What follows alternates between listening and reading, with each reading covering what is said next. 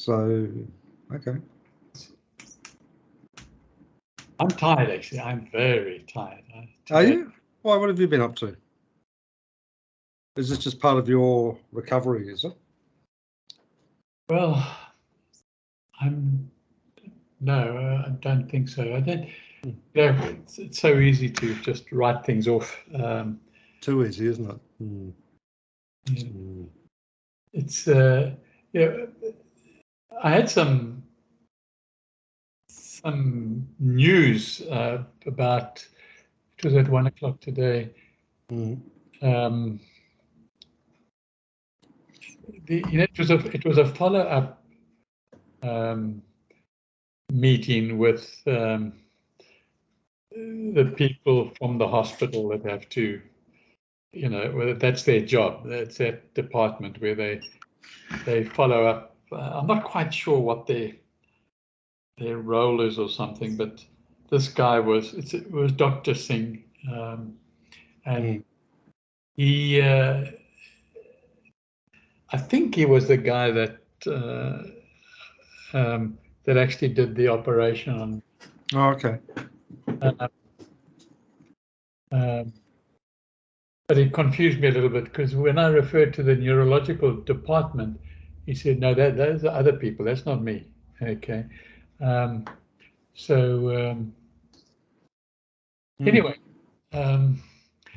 what he said, he asked me how I was and all the rest of it, and always very courteous and polite. Then he said to me, he said, whoever read the ultrasound, okay, missed something. He said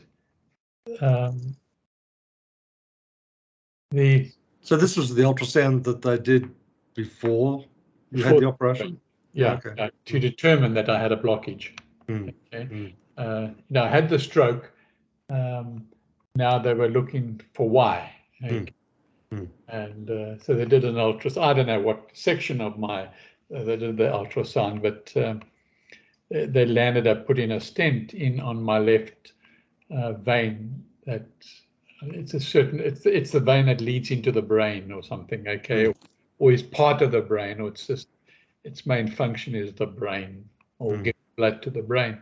And then they showed me scans in the brain where I'd had damage done because of the blockage and stuff that is getting through and the focus. Now, this guy was saying to me, but for some reason they seem to have missed the right side, okay, in their interpretation and their visuals. He said that's just as bad as the left side was. And he said he's seeing them on Monday. He's going to bring it to their attention. Okay? And he said you might have to go into hospital again and have a stent put in on that side. Okay. But he said that depends on, that's their opinion. Must take, maybe they feel that, with all the tablets I'm taking, particularly he said the platelet tablets, okay?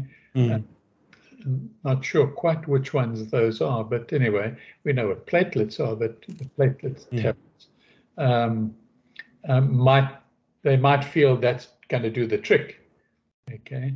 Now, if I remember what the doctors said when they were looking at the left one and so on, they're going to have to put a stent in. Okay, I mean, there was no two ways. Then I'd be ready for another stroke if they didn't. But somehow they didn't look at the. Do you think that was because maybe there was no damage on that side? No, the doctor, the surgeon, or this guy's Dr. Singh, says it's there. He looked at, before he phoned me, he looked at the ultrasound before he phoned me again. Okay. there's only one ultrasound that's been taken. And he said, there's a blockage there. Okay. But it's not his call to make. Okay. It's the neurological, whatever it is, department. And Sue doesn't even know this yet. She was at work. So I've still got to tell her this. So yeah, that's one thing. Okay, that sort of, we're really talking about my tiredness, I guess. I use the word tiredness, I think, too liberally, but it's very difficult to find other words. Then yesterday, Jan, who employs me, had a meeting with his staff. He said the business is not going as well as he expected. He hasn't had new customers in from having lost a number of customers in December. He says, which he always does, but always in January he gets more, and he hasn't got the more in January. So now he's going to have to make some decisions. Okay. And that was a staff meeting where all his staff were on Zoom. And then today I was speaking to him, and because the decisions that were discussed yesterday were really aimed at the other staff. Okay. So, there's not enough work for everybody. So he's either got to let people go, or he's got to cut his cloth, cut his coat according to the cloth. And so they had a discussion there, and they decided, to take less until he can afford to get them back up to what they want. He did say if there's anybody in there that wants, that can't afford to take a cut, and they would like to leave and find another job, they must speak to him privately. But anyway, today he said, are you prepared to do website content for this guy that he bought the company from, that Jan bought the company from some years ago? And I said, what's it now? It's about, he's doing business about energy. Okay. So I said, yeah, I don't mind doing the content for him. And he said, whatever he pays you, I'll deduct it from what I'm paying you. Okay. Then I really realized that he's having a really tough time. Okay. And maybe this was the way to deal with me. Okay.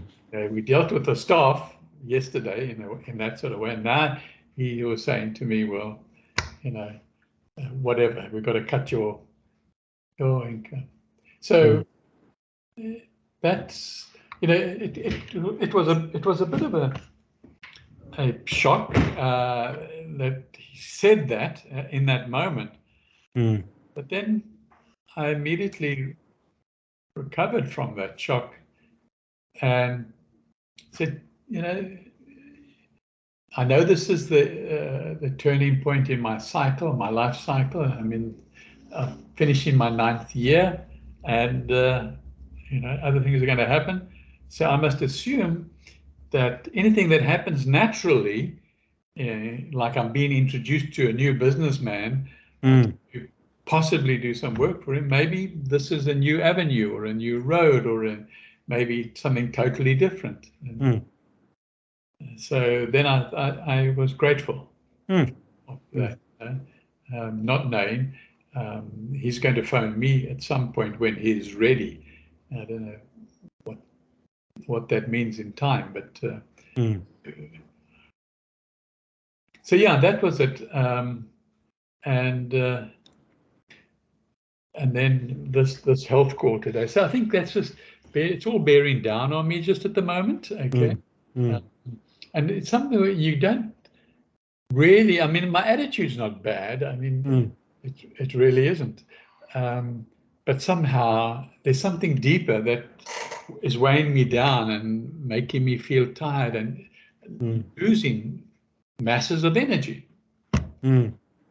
So it makes me think now, what is this energy thing all about? Okay. Where does it come from? What drives it? Okay. Us humans think, well, if we're lacking energy, we must go and exercise, and we get back our energy. Okay. We must stop eating junk food and eat energizing food, and we get back our energy. I haven't proved any of that, but it makes you think, what is it? What is it? It asks the question. Well, I'm wondering whether, the health diagnosis that you received today, if you apply that to like the idea of energy, I mean, the first thing that came into my mind was, is it as a result of some sort of blockage, so. Yeah. So that if there's an energy depletion, is there a blockage somehow? But and blockage is sort of like in inverted commas, but yeah. Because I think, like with energy, it either flows freely or it doesn't. It's a bit like water, I suppose, isn't it? So yeah. If there's a backup, it's generally as a result of some sort of blockage or restriction, isn't it? So yeah, physically the blood carries the oxygen, and the oxygen is what energizes all the cells. So that's a good point that you're making. So yeah, it could be that. Well, it could be, but I think it's also full moon, isn't it? Yeah. Yesterday. Yeah, and that's always an intensification of things. But it was bright, eh? It was daylight. Yeah. Well, we've had overcast, showery weather, so didn't really notice it, but yeah. We were cloudless yesterday and last night. And so it. Yeah. But yes, it is the full moon. Yeah. So that might have something to do with it, maybe. But anyway, well, at least it's on the wane side of it now. So. Yeah. So it's overemphasizing certain things on the full moon, or what you're focusing on. It's emphasizing that. Yeah, it sort of intensifies it, magnifies it. Yeah. But I think part of that awareness, though, well, I guess from my own perspective, is part of that awareness is that during those periods, where there is an intensification of it, irrespective of whether it's pleasurable or painful, is that you just know, well, this is probably not a good time to be making big decisions. Yeah. But they get made for you, perhaps, okay? Because if it's emphasizing the end of a 9-year cycle. Yeah. Ah. Well, I don't know that it actually is about making decisions for you, but I think it's more about not reacting to what unfolds during those day or two, so. Because normally it's been my experience anyway, normally with the benefit of a day or two after the full moon or the new moon, you see things differently anyway. What is different? Well, I mean, like your outlook seems to differ. Oh, I see. Okay, yeah. Like to give you an example, like I can't think of a specific example off the top of my head at the moment, but as a generalization, like if during that period of intensification of the energy, in some areas, part of my default is to feel a bit negative and to sort of shut down a bit.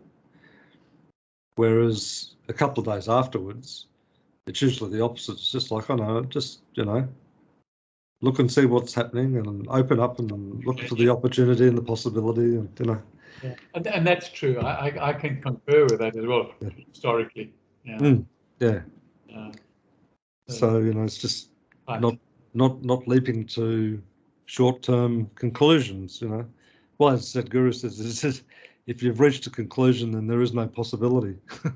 Then he says, But even if you're confused, at least there's still a possibility. Okay. Yeah. Anyway, we'll see tomorrow. I waited for this phone call from the hospital, and because I have to, I've got to go and see the GP to get the results of 10 blood tests that I did last week. Oh, okay.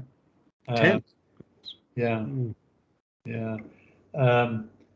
I guess they must be able to sort of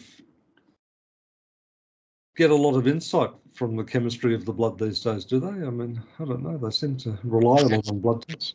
Well, I'm certainly going to start researching blood more and more, as I said last week. I think that's where my focus on health is going to lie. Is about. I saw your email. What was it, yesterday or the day before or something? So yeah, where you said you're back. Oh, okay. Oh, are you on the Get Set Up? I didn't even notice that. Okay. Yeah. I've got 25 people on that list, and I wanted a list because I gave up all that CRM and everything. Okay. Yeah. And then I decided after our last conversation that no, I'll get back to doing emails about health and blood and so on. And but I wanted to test the new CRM because I had to set it up from scratch. Okay. And I struggled a lot, but and then I managed to get out a bulk email of 25 emails, and I thought the only people on that list were from Get Set Up because people had since I had my stroke through to now had been sort of ad hoc emailing me out of my own, finding my email from Sue or whatever and sending me stuff, and I sort of just collected them all. And, so I must actually take you off that list so that you don't get future ones. Well, my class is aimed at the Get Set Up market. Unless you want to know when I'm going to. No, that's all good. Well, you tell me anyway. So yeah. Well, I'll leave you on there then. So the blood is really the. So I think going tomorrow and getting my results, then seeing whether it does tell me something about.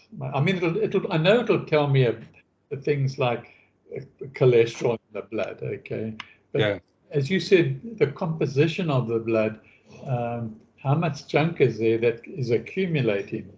And that could be accumulating on the other side of the brain now. Yeah. Because I've been very, very strict, as you well know. I don't eat anything that has cholesterol in it, and I don't eat anything that has saturated fat in it. So, do you think that the observation that he made to you today, did he just do that, just to review the file before he called you, or was there some other catalyst for it, or? Yeah, I got the impression that he, as well as the other doctors, that control these matters, in neurology, all looked at the ultrasound, and but he's not part of a team in that neurological department that discusses now the treatment and the way forward, and he is just the surgeon. Yeah. So he gets called on to operate, and he was called on to put a stent in the left. In that so would they, in effect, sort of provide the medical brief as to what he's got to do? Yes, yeah, and that he's probably the customer, Yeah. So, yeah, but I think he said he was just thinking about it. I mean, it's basically 3 months now since I had my stroke. Roughly, I guess, 3 months since the operation.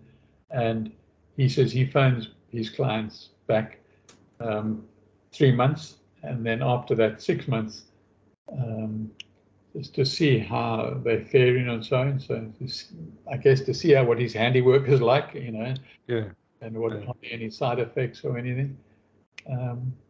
Wasn't looking for a Google review or anything. No. So yeah, I think he said he was going to tell them. He just wanted me to know, you know, if you know, he says you might have an appointment in the meantime with them, which I don't have. But, it's interesting, isn't it, that he would say that? I mean, I don't know about you, but I mean, my sort of experience with the medical profession is that the patient is usually the last person to find out. Yeah. You know, for all of their wonderful medical interventions, you know, communication is not their strong point. Sure, but I think also, you know, if I just, the things that I've come across on the news from time to time and so on, is that the medical profession of individuals, the specialists, are making mistakes. Making mistakes. I mean, you know, you get the headline news ones where that, I think, 6-year-old girl died because you know, they really didn't attend to her. They left her in a room knowing what was wrong, and then she died. Okay. You know, that was neglect, totally. And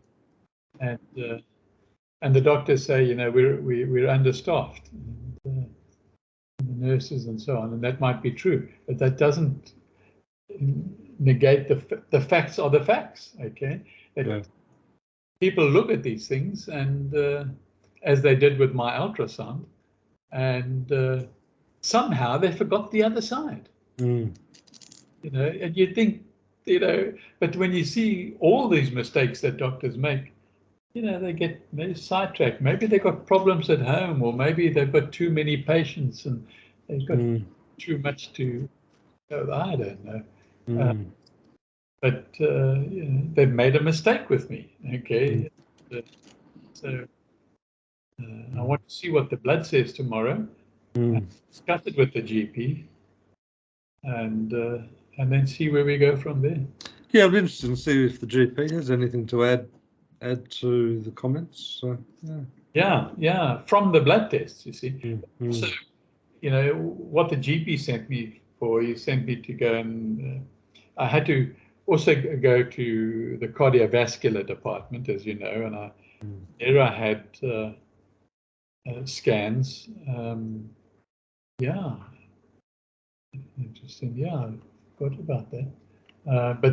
But those scans were around the heart. Okay, cardiovascular, and a report. So the GP's got a report to me on that, the results of that, and I walked around for 24 hours with a monitor on the WA, and then before that I was sent to Specsavers because of my diabetes, to see if my eyes have been affected because of my diabetes. I was sent to a foot specialist. I don't know what you call these foot people. Like a podiatrist or something? Podiatrist, yeah, that's right. And to see how my diabetes is possibly affecting my feet. And then they sent the reports to the GP. Now I waited for all this to accumulate because I wasn't overstressed about my diabetes, but I mean I should be, but I'm not. And so now tomorrow I'm going to get all those replies and reports, okay, and the blood, and then, you know, I've got something to write about.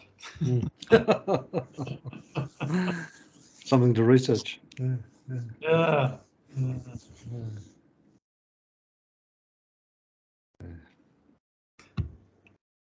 Interesting, isn't it? Yeah. Changing the subject, I've been researching. You said, rung a bell when you said the word research. I've been researching, you know, another way to generate an income, or a way to generate an income. Okay. So that, you know, and I had no idea. This was before the young story and so on. But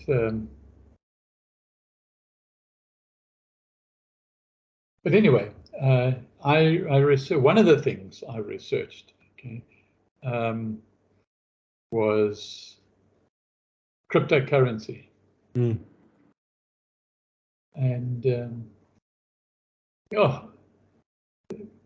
lot of people out there, and really to try and get some information. There's so much misinformation, isn't there? You know, it's ridiculous. But that's exactly the point. Trying to get information so that I can think about it.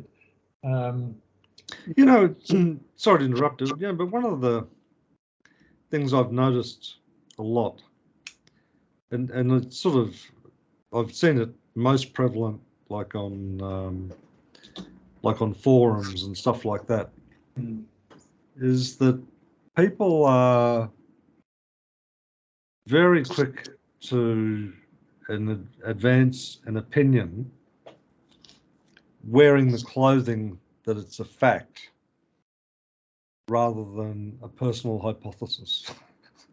Oh, absolutely. I agree with you. And the personal hypothesis, most often, in my experience, doesn't sit on any sort of foundation. It just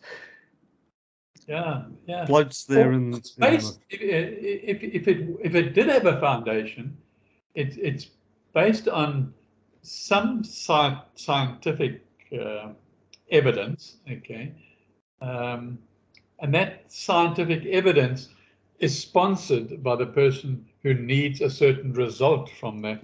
Yeah. So, you know, that's how misinformation goes to be scientifically proven. And there's lots of that. And all you've got to see is any of the science papers, you just go and have a look at who are the sponsors. They declare them. Yeah. Who's paying them for the outcome? Yeah. Well, absolutely is. You know, they want to know the health benefits of tomatoes, and then you find that it's the tomato board that sponsored that, and they don't want people to stop eating tomatoes. Okay, no. They market tomatoes, so they have a good result from that. Yeah. Absolutely. So not that they lie, maybe they do, but it's not that they lie, it's that they leave out the bad points and just tell you the good points. Well, I mean, the thing that often exercises my mind, you know, and I've sort of tried to apply the discipline to myself, is particularly in forums, you very rarely, if ever, see anyone say, "Oh, I don't know." Absolutely. Oh.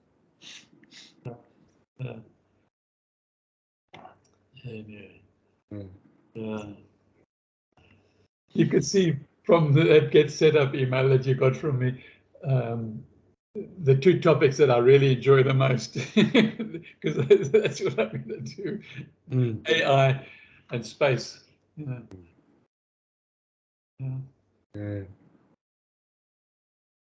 You know, it's really interesting. With the AI stuff, it seems to be the new flavour of the month from a lot of those people who were cryptophiles before, you know, like the cryptocurrency stuff. They're all about now, like, oh, this is how you can make money out of AI. You know, it's like, for goodness gracious, like, you know. Yeah. But AI, I mean, it's here to grow for the rest of our lives in an enormous way in every single field. And I think that's an important observation, because it's not going to be something that's going to evolve slowly. It's going to be exponential. Yes, it's going to explode even more than it did last year. It exploded in sort of, interests and a lot of people experimenting and coming out with prototypes of this, that, and the other thing. But this year already, it's by the end of this year, we're going to be amazed at, and I'm going to keep track of it, and I'll bring it up in my class. You see, so I'll have a record of the progress of it over 12 months. But it does interest me, and it does, you know, my research of things that I interest and reading things that I interest, which is not necessarily those two, also, you know, keep. The nature of artificial intelligence seems to be, well, the earlier phases of it certainly is the need to respond to questions. And perhaps there's a tipping point where it doesn't need questions asked of it anymore, because it has the level of consciousness that it can continue to pose its own questions. Yeah. Because I know that, like that example that I wrote about it in the book, you know, about that game of Go, you know, that they taught that artificial intelligence that the way that it learned was they gave it the rules of the game. Yeah. And then didn't get it to play humans, but got it to play itself. You know, thousands and thousands and thousands of games against itself. And that's how it learnt. So any of those sort of human biases or limitations or nuances about how human minds look at, in that case, that game, didn't contaminate the way that it learnt. Yeah.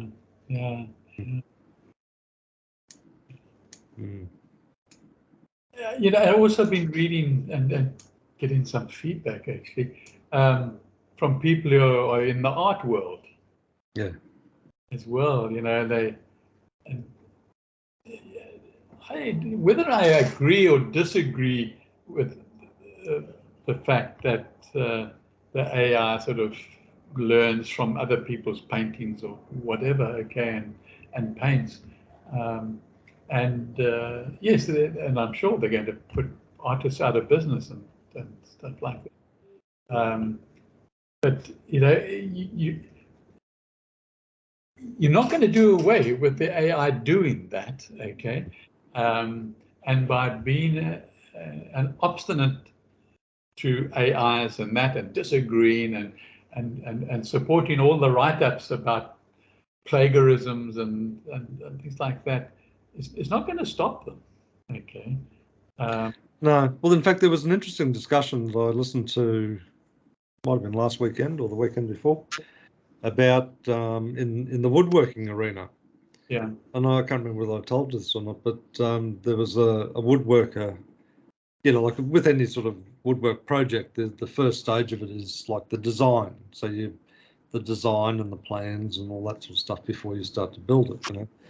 And he asked, I think it might have been the Chat GPT, to design a piece of furniture. Yeah. And it did. And then he, as the experiment, then said, okay, well, now I've got to build this design. And it was virtually impossible to build in a material sense, because obviously the AI hadn't taken into consideration, you know, the way, you know, the nuances of how timber works and how you build joints to give it strength and all of those sorts of things. I mean, he went and built what it designed, but it was quite difficult to actually build it, and not at all functional. Not at all functional. And anyway, the discussion that ensued from three very experienced and talented woodworkers was quite interesting, in the sense that at the start of the discussion, you know, like two of the three said, oh, look, this is rubbish, it's stupid, it could never do what we want it to do, and blah, blah, blah. And then the third person said, So how do you get inspiration to design? And one of them said, oh, well, I go onto things like Pinterest and I look at the work of other people. And he said, well, how's that different than what AI does? Good point. And then after a fairly long discussion, like almost an hour, like the general conclusion, or not so much conclusions, but the points that came out of it were that, like this actually might be a useful tool to help with the creative process rather than be seen as an outright threat or a replacement. So it sort of moderated this sort of black and white thinking down to maybe there's an opportunity in here for us to make our creative process more efficient and cast the net a bit wider than we would ordinarily do, and it might bring information to us in a faster and a more digestible format than the way we normally do our research and seek inspiration and that sort of thing. So and I found it as a really fascinating discussion where it just went from outright opposition that Sorry, John, can I just interrupt you there? My phone is ringing. It can only be my wife. I can't imagine. Yeah, sure. Yeah, no, you're good.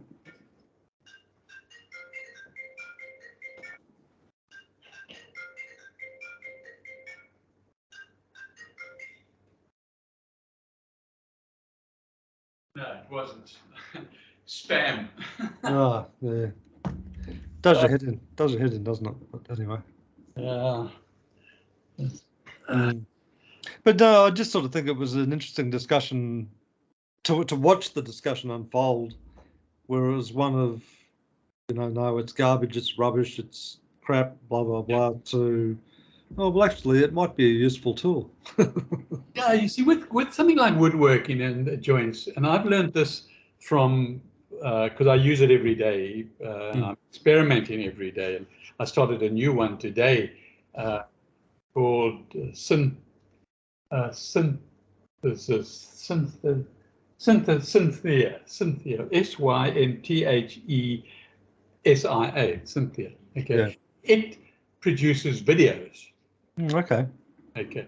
Now, what I've discovered by using ChatGPT and using Write Cream and experimenting with a little bit on others, but using those quite extensively, is that the more information you feed it in the direction of what you're looking for and what you want, the better the outcome. Okay, I was thinking of your woodwork. Okay, the one person said it was all junk and wasn't practical. Okay, if you now take that and say, we want these sort of joints. Okay, because they're going to be heavy people sitting on these tables or whatever. Okay. So if it gives more information in, then you'll get better results out. I think so. And I think like one of the sort of contextual positions that I've sort of developed over time, not about AI, but even just about human intelligence, is it always comes down, which is the Plumstead methodology, it comes down to the what is the question you're asking? Yeah. That if you want to awaken yourself to something, then you need to be asking the right sort of questions around that. Yeah. And as long as the questions can be as long as they like, okay, but but focusing on what you are wanting, look for an answer for.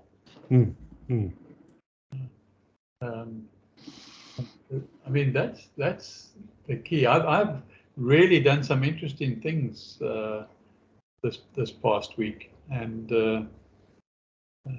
I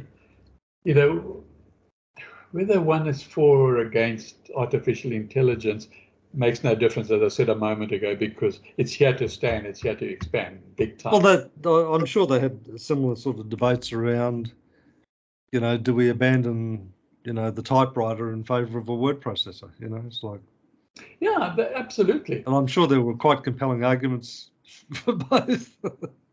That's interesting, because there were, okay. My goodness, I was reading one of the books, I think it was the 2030 book,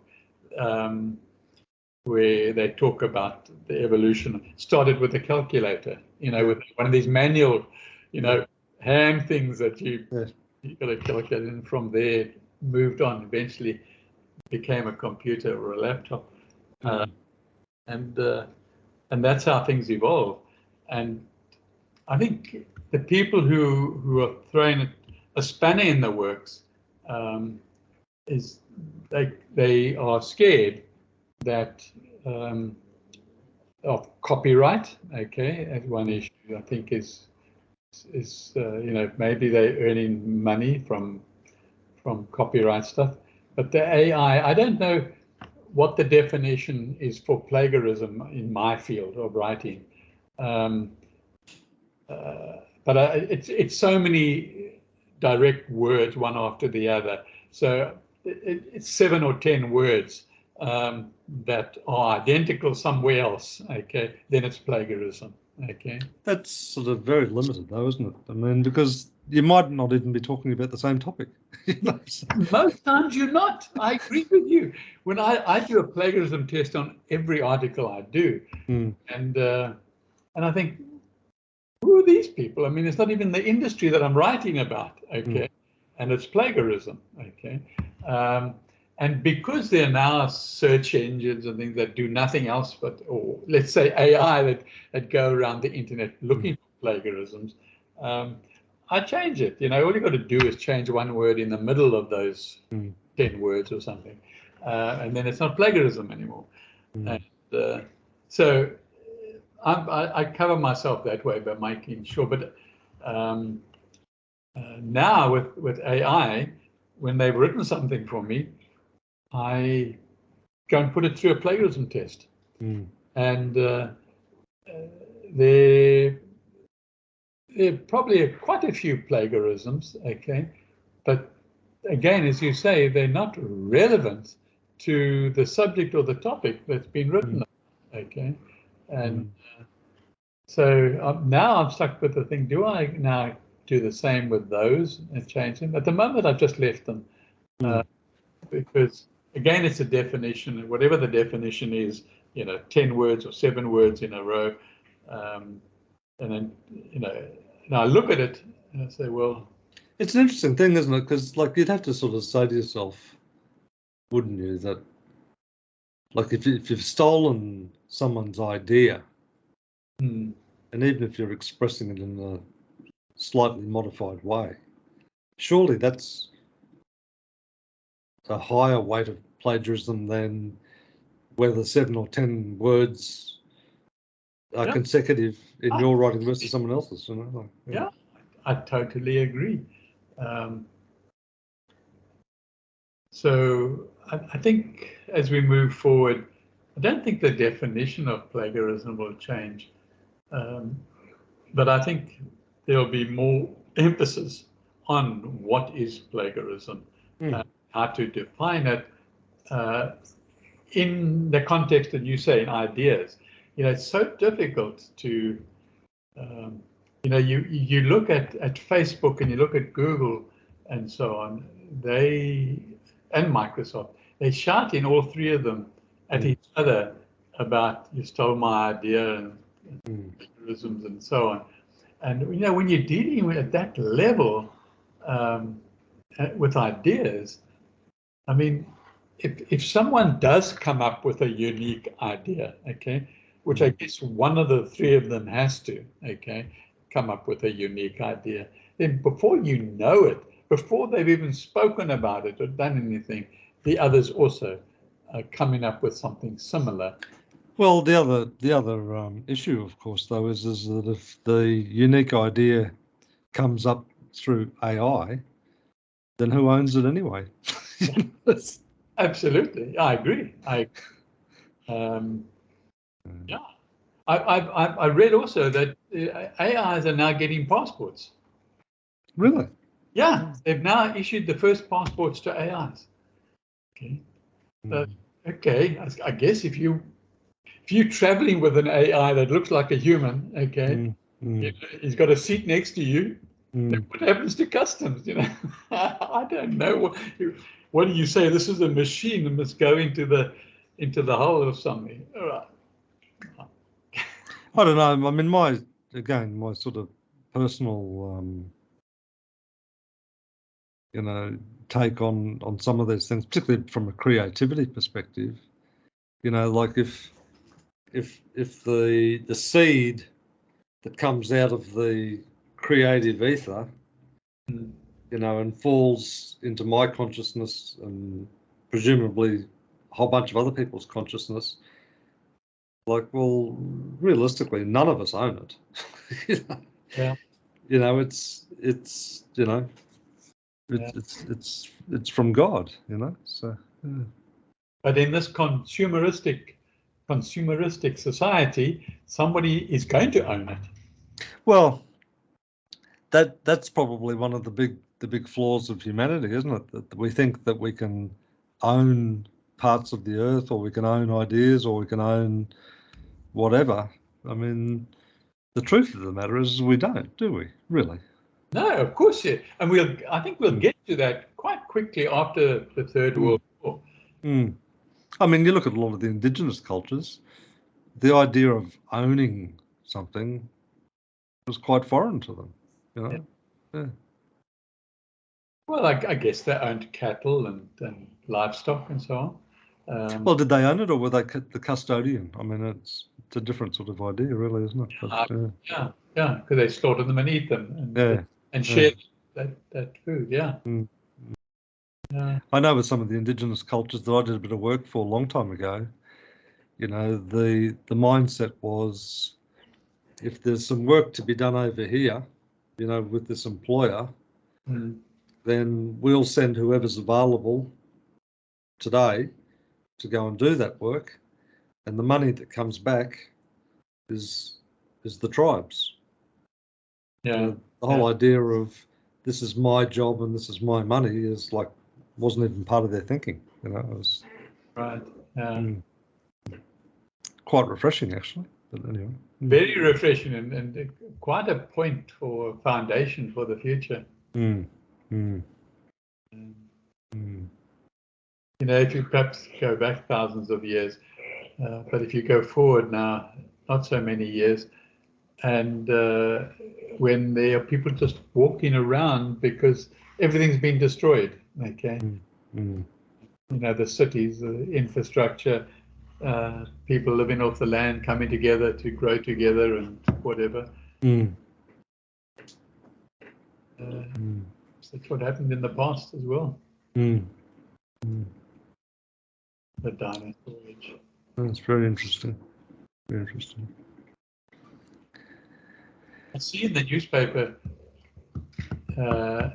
changing the subject, that some scientists or archaeologists have discovered or have a theory about Lemuria, where it was.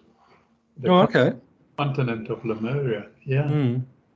And it starts from Australia and goes through to India and so on. It's a continent that is totally, obviously, underwater now.